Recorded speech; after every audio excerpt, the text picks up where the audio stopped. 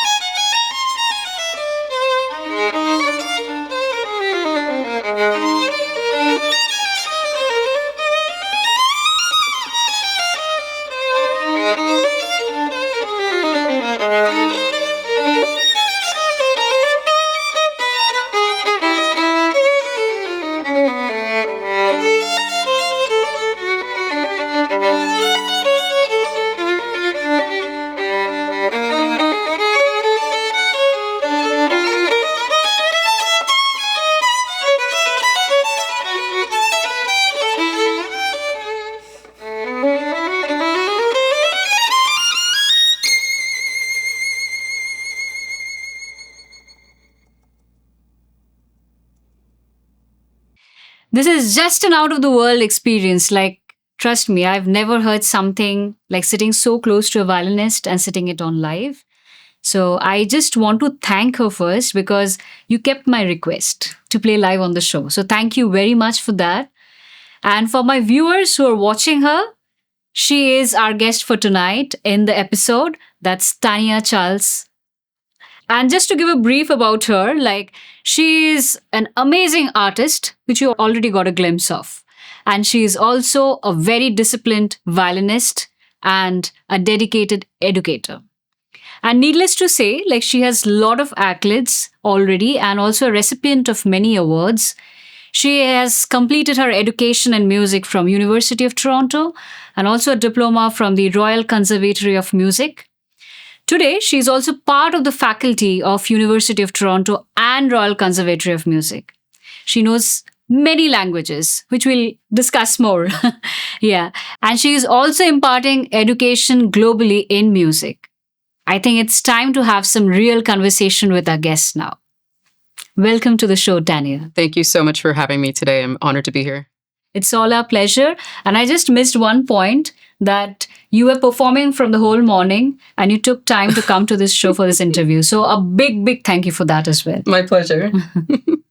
So before I really ask you about the piece that you just played, I would really like to know more about your childhood. How did it help you in getting that inclination towards music? Sure. When I was very little, I would say even as young as a toddler, I used to sit on the knees of my grandfather and he would plunk at the piano, all sorts of things and sing to me. And as I got older, I have a brother who's 10 years older and he used to play piano. Okay. And he played actually really quite well. He's quite proficient. And he played one piece in general. I just remember it's called Chanson. I don't remember who wrote it. And I said, that is the most beautiful thing I've ever heard. I need to one day be able to play that. So I begged my parents for piano lessons, and I got them, and I excelled really quickly with the piano. Yeah. And it wasn't until much later, I'd say I think it was 10, when I first saw the violin. I had never really seen one before. Most of my experience with music was seeing the piano, seeing vocalists at my church that I grew up in.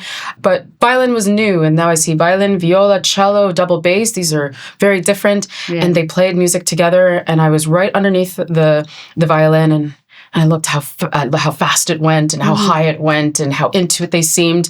And I said, I want to join that program and I'm going to learn the violin. So I ran home with my piece of paper and I said, Mom, this is what I'm going to do. And she says, why? And I said, I don't know. It just looks difficult and I want to learn to do that. And she says, okay. And that was the beginning of my career with the violin. And I studied them both right into high school, and you have to specialize when you get to university. So that's where I said, the violin it feels like a part of my body. I put it to my body, and it becomes like an extension of my soul, so to speak. I didn't have that quite the same connection with piano. And I said, this is my instrument. So your love for difficult things has really paid off. Indeed. Yeah. Now coming to that piece that you played, tell us more about it. So the piece that I played is by an African-American female composer named Jessie Montgomery. I actually had the wonderful opportunity to meet her a couple of years ago in a completely different scenario, playing an opera that she was composing for. But Jessie Montgomery is a young composer who is in the United States, and the piece is called Rhapsody No. 2. So she wrote a first one, and the second one was actually written during the lockdowns for the pandemic, so 2020. And the Rhapsody is basically an explorational sort of piece. So it goes through different moods, and you see how the notes go up and they go down and they turn around and all sorts of stuff. But in this particular one, it's the exploration of what we call dissonance and consonance. So dissonance things are things that maybe sound clashy together, and consonance would be something that sounds harmonious. So it's an exploration and going in and out of consonance and dissonance. Right. Amazing. Yeah. So it's, as I always say, on my talk shows, it's like a learning journey for me. I meet different people and I get to learn so many things. Wonderful. So I really want to know, because you're a Black Canadian, so how was the music scene for you in Canada? I think at different stages of my life, I saw it with a different lens. Yeah. As a child, I was carefree. I didn't really think much about it. I probably noticed it the more I got through my teens, in that most of the people in my program were white or Asian. Yeah. There was maybe one Black family that came along as I was nearing the end of my high school years, but most of the times it was just me and very, very few other musicians of color. I don't really think it registered as anything too strange. I feel like the climate in which I was growing up in Hamilton, it was a little bit like that. So I just felt like this was just another place where I happened to be the odd person out, if you want to call it that, or just looking a little bit different. I think when I came to my pre-professional life, so studying in school and coming to Toronto, then it becomes a little bit more of a multicultural space where you meet very many people from all over the place. When you're outside of the walls of the conservatory or outside of the walls of the university, because of the degree program that I chose, being classical music, it tends to be more, I would say, white and East Asian. Yeah. So I did find myself in a very similar situation when I went to university. I think that's the moment where I started to feel rather lonely, and noticed that it was just me and my one other colleague in my year who was a pianist. She was in education. I was in performance. I think that's where I started to become a little bit more self-aware and almost searching for, is there a community that looks like me in this field? And I just kind of let that sit for a while. It did feel a little bit alienating. And certainly when I got into my professional side, once I get out of school and I start to work a little bit, I took a couple of years off between my two my diploma and my degree. And I worked.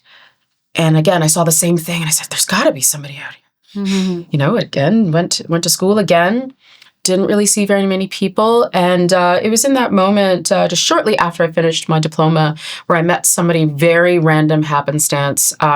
He was a friend of somebody who was friends with my friend who I happened to be with. The friends were talking. He was a Black violinist. He had his case on his back. I had my case on my back. We looked at one another. And I thought, I'd never seen you before. Nice. And he thought the same thing. And so, we did the introductions. And turns out he's from the United States. Okay. And he said, there is a whole community of musicians that look like you and me. They're south of the border. And I said, there's got to be somebody here. But okay, I believe you. So he brought me to the United States. And that's how I started getting connected with other Black musicians and musicians of color. And sort of piqued my interest of just who is up here. There has to be somebody here in Canada. And I'd say it's rather recently, in the past maybe 5 years or so, that I've really started connecting myself with a community of musicians of color and finding specifically other ones who are Black like myself. So it's been a journey from feeling like you're the only one to now feeling like I have a little network, a little family, if you will. So it's definitely been challenging at times. So did you find any behavior which was alienating from the community that you were working with at that point of time? Or was it just like people didn't look like you? I think the thing that made everything feel somewhat alienating was that my lived experiences were so different.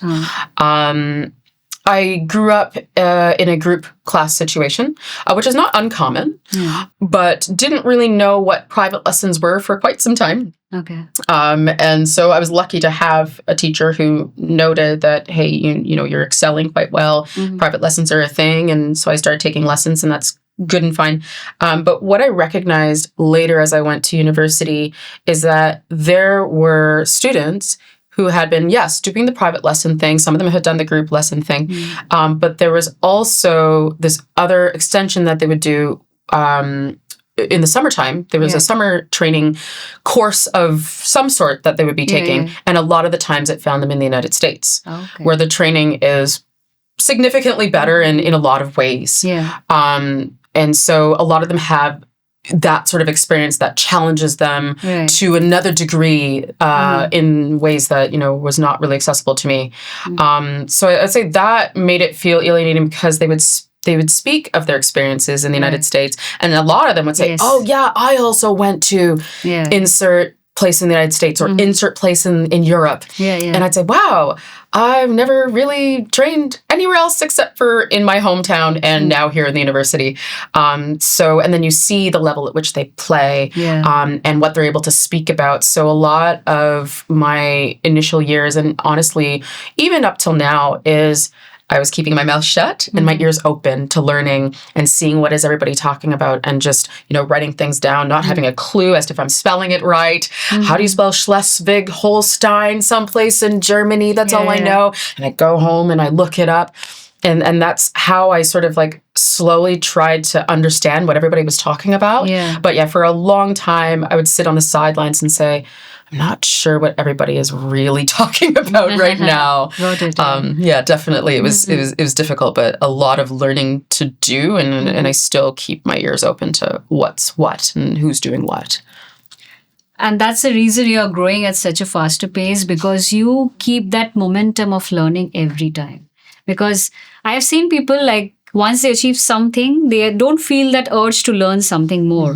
But while speaking to you, I see that continuous striving for good learning and just imbibing it into your maybe work or how you can improve yourself. So that's definitely great for an artist like you. Yeah, and I think it's also as a musician of color, and a person of color, not even just a musician, but as a person of color, I feel like I need to just have that little extra something that makes me seem, quote, credible, or makes me seem like, yes, you are, you have entry into this world.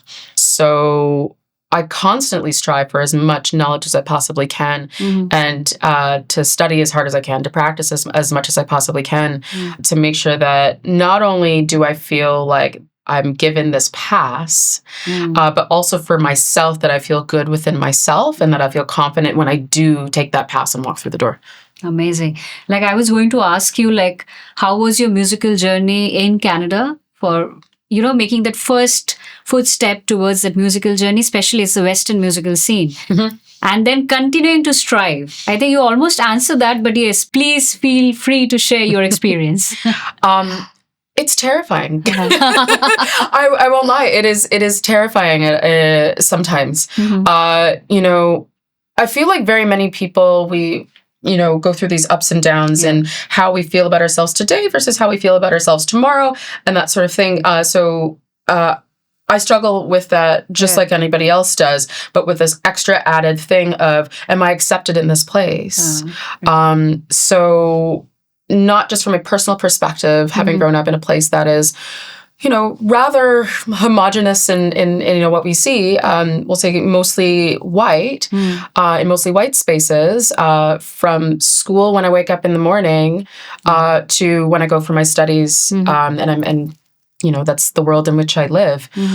Yeah, every day is a challenge. Every day is a new experience and a learning experience, and always trying to connect myself with the right people. Because in this industry, social capital is really important. I was really lucky to have studied with somebody who was able to connect me to people with, for example, the camp I grew up in was the faculty members, a lot of them were from the Toronto Symphony. Okay. And then I ironically find myself in Toronto for my studies, and some of them are like, oh yes, I remember you when you were yay high, and that was helpful to me, because then I can go to these people and ask them questions, and they know where I'm coming from, they know my dedication, at least from when I was a child, and assume perhaps the same now that I'm here in a post-secondary institution. So social capital is just so important. And what's interesting is I feel like a lot of my colleagues peg me as a very extroverted person, but I do have this introverted side, and it actually makes it really difficult for me to break into a new social scene if I don't have anything in common, or if I perceive to not have anything in common, or if I just don't know anybody. So to push myself to speak with people and just to show them that, these are the things that I do. This is my, the set of skills that I have, and here I'll play for you, or whatever it is. And it takes a lot. Yes. It takes a lot out of me to just burst that, or break the ice, I guess as one would say, break the ice. And then once the ice is broken, then it all comes tumbling out, as long as I feel like it's a safe space to do so. So it's definitely had its challenges for me as a person, as a sort of extrovert introvert. But ultimately, I'm happy at where I am right now. I'm happy with the connections that I have. Doesn't mean I'll stop making connections by any means, but every day is a new challenge. I think whether you are an extrovert or an introvert, you bring a lot of energy wherever you go, because it has been a very small interaction with you, but I could see you are full of energy. So that's a very positive thing. It's just not for an artist, for a human being as well. So I really want to know, I know the artist, but I really want to know the human. Sure. Tell us more about it. So I'm a very busy person in general. Yes, there's the career side of my life. I also have a small child who is lovely and has her own energies as well. So I love being a mom to her. She's fantastic. But I'm also very sporty. I love to play sports. So on my off time, I play volleyball. That's my sport of choice, although it has caused me a broken finger in the past. But I learned very many skills with this broken finger, as to how to fly around my instrument with only 2 fingers. So it is possible, just I don't recommend it. So if you are going to play sports, play them very safely as a musician. But also, I consider myself a life learner. Okay. I very much love to just learn about anything that piques my interest. So my main things, even growing up, I was very much a childhood programmer. So I used to do programming as a kid for about 10 years. And with that was this meteorology side. I loved storms and clouds and all of the things. But my real love that has remained is language, my love of language. So I continue to study as many languages as anybody will expose me to. Oh, nice. But really dominating I would say 2 mostly, with another 2 not too far behind. So, okay. So far I know it's English, French, and Spanish. Yeah. And Dutch. And Dutch. That's right. It's 4. Oh my God. It And she knows, she gets to understand a little bit of Russian. This is true. I can read it. Yeah, read it. And what else? Am I missing anything? I can count from 1 to 10 in Mandarin and Cantonese. Oh. Yeah, that, when people cross my path, I try to find that connection point through language, because that's something that it tickles me pink when I find somebody who speaks a language that I know, but when they speak a language that I don't know, I want to know something about it. So I find that is usually just a fun connection point with whoever I'm meeting. So you are saying like you're an established violinist. So in childhood you tried maybe on piano. Yes. But it didn't feel like you could connect more with it, like the way you do for violin? I would say it went through a phase. I certainly connected with it as a child. I was also proficient at piano. I did end up playing the piece that my brother did later on. Okay. I did. I did up to my grade 9 in the RCM, so proficient indeed, and working on my grade 10 and some of the what they call the ARCT, which is the level afterwards. But there was something about playing the piano that felt like the piano was over there and I was over here. Like there was some sort of barrier that I couldn't totally connect with it in the same way that I did so immediately with the violin. I can't really explain it. I mean, and I definitely had some very wonderful moments with the piano. Like I used to improvise at the piano, just look out the window. And for a while, it was my method of communication. It was my method of, or my output, outlet, emotionally for a long time, especially when I didn't have the violin in my life. And then as I was learning how the violin worked, it was still the piano was my expression tool.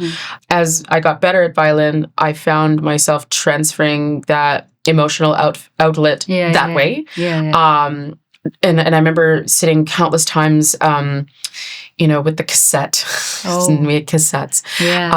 With headphones on, plugged into the cassette, and just, putting, any famous violinist in my ears, like really close, and just feeling the emotion they were feeling. And as I got to the level where I could play some of those pieces, literally playing with them in my ears and almost feeling like I was them and feeling how they emoted through what they were doing. I feel like I learned a lot of just through just listening to them and feeling like I was feeling whatever it was. And I think that was what was so powerful for me. And I couldn't always get that through the piano. So I think I knew deep down that the violin was my instrument, but it took a little bit of sort of like coming to terms with it, I guess you could say. Yeah, it's amazing because it's like during childhood we experiment with a lot of things, but eventually whatever stays with us in the long run is what we love. And it's also a spiritual connection that builds with it. Yes. And I feel like that has changed so much with every passing year. And sometimes I look back, even just, sometimes it's easier to see your progression if you look longer, like long term. I feel like because I've been at least 3 decades now, looking at every time there's a new decade and what is it that I've learned? What is it that I feel differently about? How have I progressed? How have I developed? And I feel like I'm in this, I want to say my prime because it's, I don't want my prime to be right now. I want it to be like forever, but I feel like I'm in such a great place where I literally feel connected with my instrument in a way that I've never really felt before. And when I play things, it literally, like I sometimes feel like it really, comes straight from my soul. And I remember trying to explain this to a student recently, who I don't feel has the same type of connection point. And she's like, how do you think about music? And I said, I went to this poetic sort of thing. And I said, every note has a shape and it leads to or it leads from the next thing. It's never dead. And she's like, whoa, And I said, she had come to watch me play a show, and I didn't really have very many notes to play, but I felt like every note had a charge to the next note, and just everything felt so fluid. And I was explaining this to her. She's like, wow, really? when I play that, it doesn't feel like that. I'm like, that's okay. We need to do a connection point. But just to speak like that, I think took her aback because she didn't expect that kind of like the way that I was using the rhetoric. You know what I mean? She didn't really expect that to come out of simplistic musical lines. So yeah, I feel like the way that I feel music is like it's literally me coming out. And so what that also leaves me vulnerable to experiencing is if somebody says they don't like something. It feels more personal. It feels more personal. And I'm at this point in my life where, say in my 20s, if somebody did that, I would still take it personally. I think we all do. When somebody says something, I don't like something about you, or in this case, is what it feels like. But I would say, well, you're my mentor or you're my teacher and you must know better. So I'm going to try your way, and then my way takes the back burner. Whereas now, if somebody says, I don't really agree with that, and I'll say, well, why not? And I will challenge you. And then it's like literally you're having a musical debate about something that is now you, right? And you have to give some sort of validity and some reason as to why you're doing the thing to somebody, right? And I feel like that just talking through that helps you form a deeper connection with the thing, with the moment you're trying to explain, and thereby perhaps even deepens the connection that you're already having. So I quite like it. Yeah, I think what you're saying, it comes with experience, because absolutely, the more you play, the more you get hold of the notes, it just feels like one body. So totally. Yeah, that's why you can connect with it. And at this age, when you're having musical debates, it's definitely a big learning curve for everybody. Totally. Yeah. So I'm really interested because I don't know violin, how to play. Okay. So how many days does a beginner need to learn violin?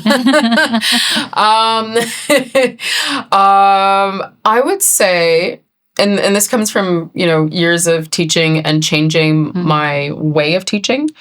I have more success now when I input in my beginners what is a beautiful ringing sound. So if they have a sound that they're working towards, they get to that place of where, you no longer feel like it's scratching in their rooms, right? They get to that place faster. So I would say if the student has a clear concept of what they're aiming for, all the better. So trying to put in as many good sounds and good recordings of violinists, or having a teacher constantly playing that sort of thing. I don't think it takes very long for a student to sound quite good. Yeah, I have had a student, she's now 8, but I had her in the lockdowns over Zoom when she was 3. And even then, teaching her what sounds were, we were watching recordings on the internet. She's hearing me play, and it's a back and forth at this point because Zoom, you can't really play with one another, or not in real time anyway, not in sync. She had, from the very beginning, a very decent core sound because she knew what she wanted to hear. And in fact, we always used to make jokes about when something sounds a little funny, what is that? I always used to say, there's monsters stuck inside your violin. You need to get them out. And then she would, fix whatever it was, and it would sound ringing again. So I think just acquainting the ear with what it is that you like will get you there faster. So I can't really quantify it. That's true. Because the person who is learning also has to have a very deep interest in that. Yes, that has helped that particular student a lot. And I think also, when the parent also shows that what their child is interested in has value, it helps. Yes. In the same way that maybe some parents value sports, and they show the child that they value the sport that their child is learning, their child is more likely to stay in the sport longer, right? So it's the same mentality. If you value what your child is doing, they're more likely to latch onto it and also find value in it as they grow. Right. Yeah. So from this episode, we are going to start a new segment, which is one word at a time. Oh boy. So for your case, I'll just give you a name of some instruments, and you just have to describe it in one word. Oh dear. I'm sorry to all of my colleagues ahead of time. Okay, we'll start. Okay. So we are going to start now And you're ready for this, right? As ready as I ever will be. Okay. So one word at a time for violin. It has to be quick. Oh, soul wrenching. Whoa. Piano. There. Uh-huh. It's just there. It's just there. Okay. It's just there. Guitar. Tickling. Okay. Flute. Light. Drums. My daughter will love this. Loud. So we just had 5 for you, but I must say that it was so very from your heart. You just spoke your mind. I mean, the piano, that's what it feels like. It's there for me. It's there. I don't dislike the piano. It's just, for me, that's how I don't want to say that's how I associate with it now. I love all my pianist friends. I play with them too. But it's just, it's over there and the violin is over here. So Okay. Yeah, that makes sense because now you are more towards violin. Yes. So yeah, that makes sense. Love you, pianist. Just so you know. So you have been part of many musical shows, concerts. So would you like to share your experience, be it good or maybe learnings? I wouldn't say call it bad, but yeah, learnings.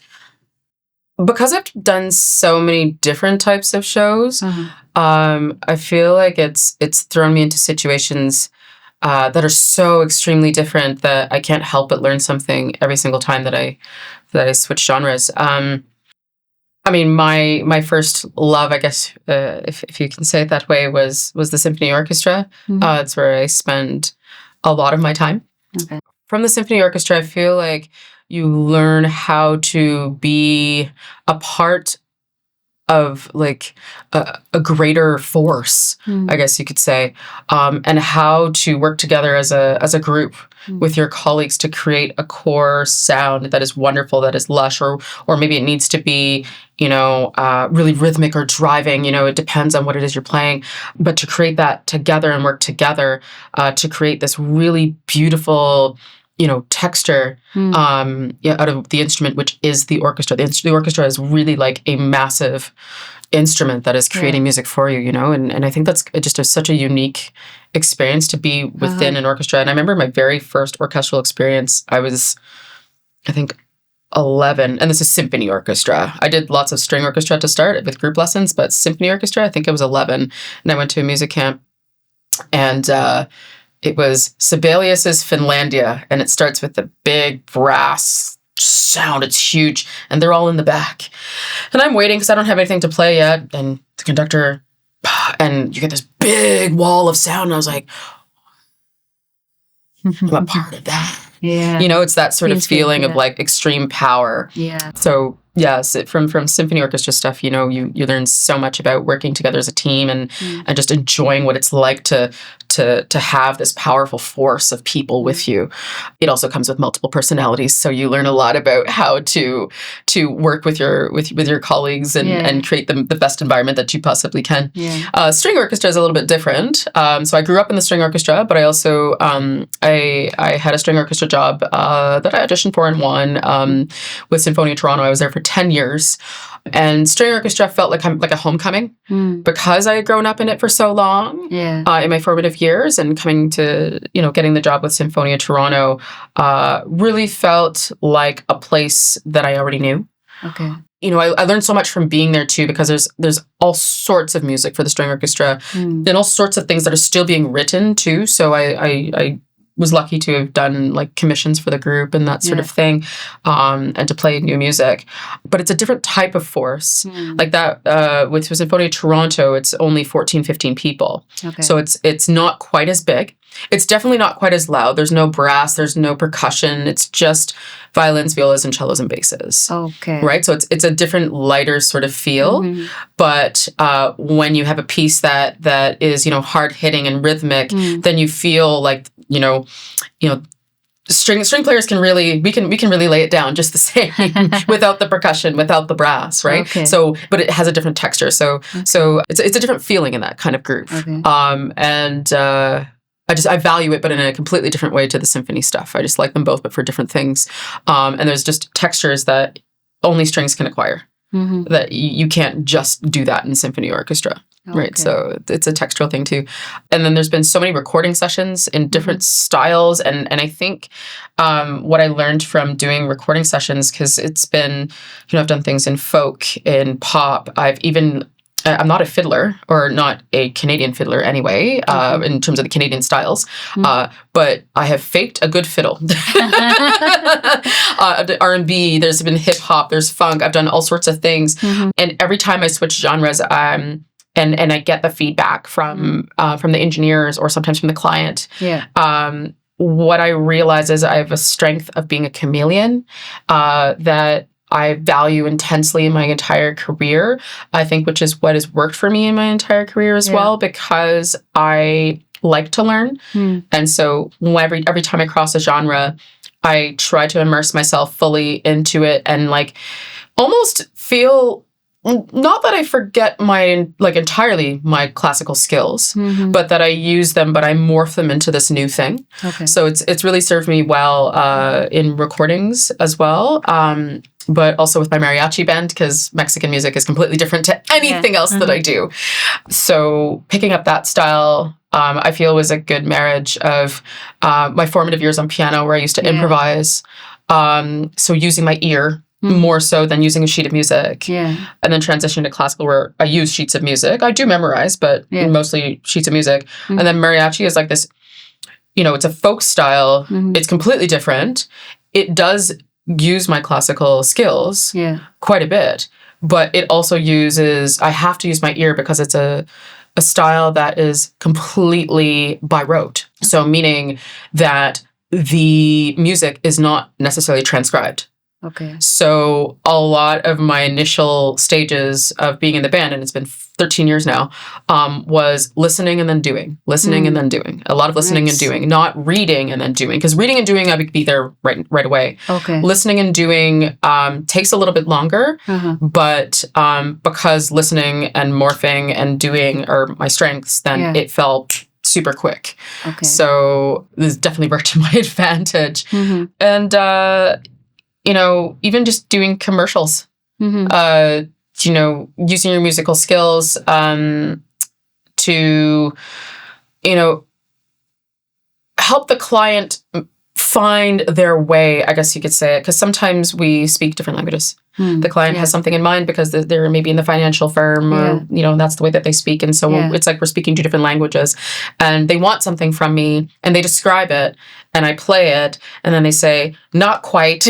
And so, trying to find ways of working with clients to be able to give them the product that they want while looking a certain way on film.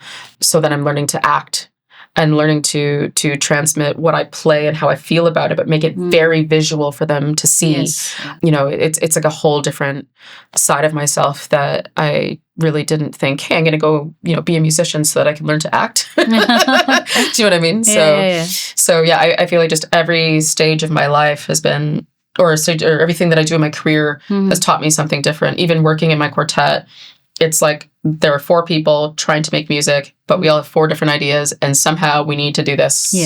And so it's like learning how to, it's like if you had one relationship with somebody and then you multiply it by 4. So all the complications that you have in that one relationship, you now have that's 3. Well explained.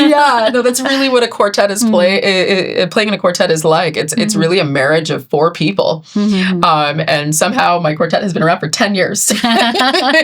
So, and 3 of us have been there from the beginning. And so we've really gotten into a way of communicating with one another in order to, just get the job done and not kill each other. No, we generally like each other. And so but apparently that, or not apparently, but it's known that there are a lot of classical small ensembles that don't necessarily get along, but make the best music. But we just don't want that to be our group. Because when you unite together, you create something nice. Indeed. There will be differences, but that's okay, as long as you can resolve it. Indeed. So which one do you like the most? Like, you have experience in live performances, orchestra, recordings, commercials. I'm not sure if I'm missing anything. I don't know. I feel like you've got You like it all. I do, and I like the variety of it. I mean, if I had to choose maybe a group that's my favorite, It's my group in Montreal. It's called Ensemble Obiora or Obiora Ensemble. It's new. We're young. We started in 2021 in August. Okay. So during the, tail end of or coming out of the lockdowns. And, post George Floyd, a lot of us were looking for each other. My entire career has been looking for somebody who looks like me. And, I just started reaching out to various people who I knew were of color in my circle in Toronto, and I found 3 people. And, I was happy to find those 3 people, like 2 of which I knew and 1 was new. Yeah. And, happy to connect with them. But again, there was some part of me that said there's got to be something greater than this. I just happened to find myself on a Zoom webinar. Okay. And it was for decolonizing music in the context of music education.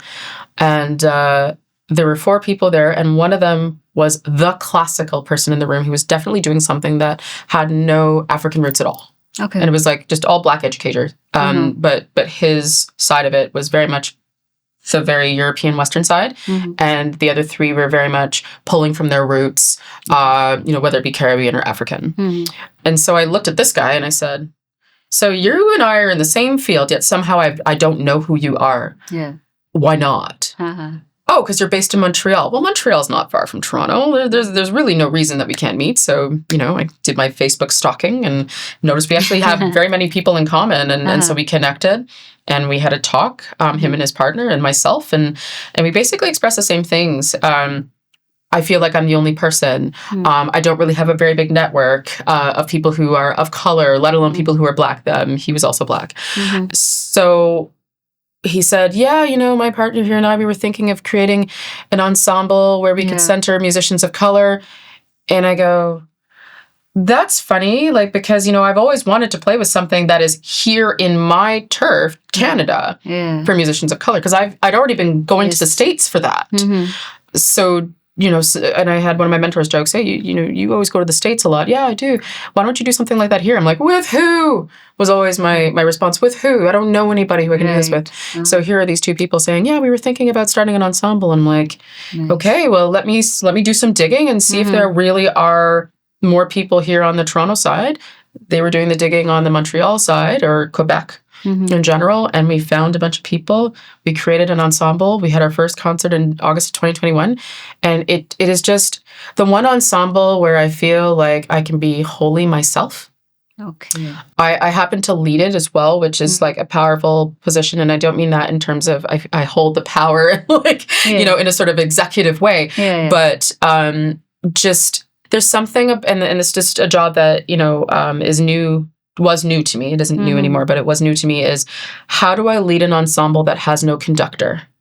Okay. Then I become the conductor, but I have to conduct with my body. So it was I wouldn't say a huge learning curve. It's something we do in quartet is we move our bodies when we play and we transmit things to the 3 other people we're playing with. But this was now an ensemble of 20 musicians who I was going to have to do the same thing with, but requiring much deeper knowledge of what every part is doing before I come to rehearsal. So I really had to do a lot more what we call score study, which is basically looking at the music that shows all of our parts stacked up and how they're all supposed to line up from beginning to end. Yeah. So I really had to go through a lot of study in, how's the piece constructed and that sort of thing. And then, okay, so if I move my body in this way, what does that do to the violas? Is that helpful or is that hurtful?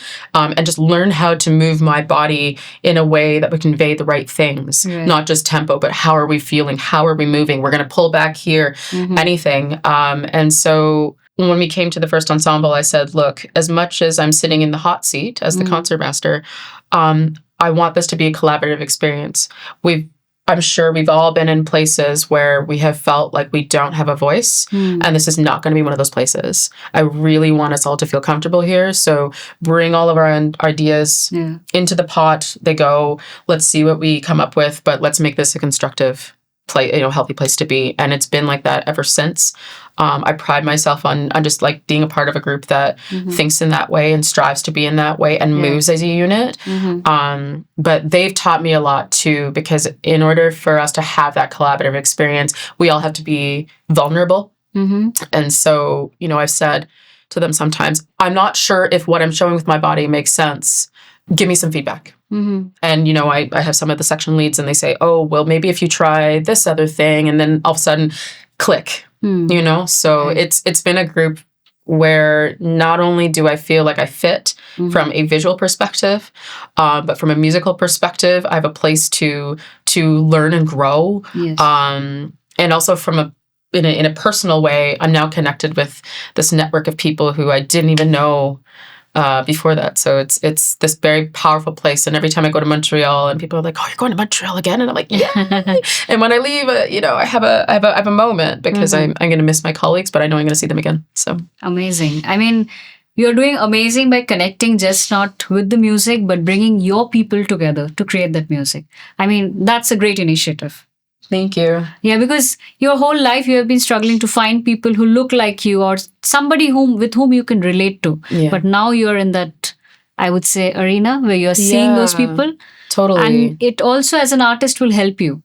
Yeah, I mean, I feel like it does. And I also feel like I want to give that to my students as well, because all the knowledge that I've acquired over the years, like having not, honestly, when I went into my university studies, I really was green. I didn't realize it then, but I certainly look back and I say, wow, I really knew nothing. So all that knowledge that I now have, I try to give that to my students. And because I've been part of two programs, namely the Regent Park School of Music and which is now Community Music Schools of Toronto, and also my current post at the Conservatory with the Oscar Peterson Program.